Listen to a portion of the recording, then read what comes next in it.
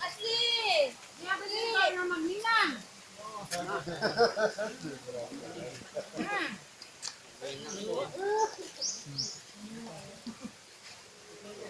Yun na, may backer ka na. Sabi na.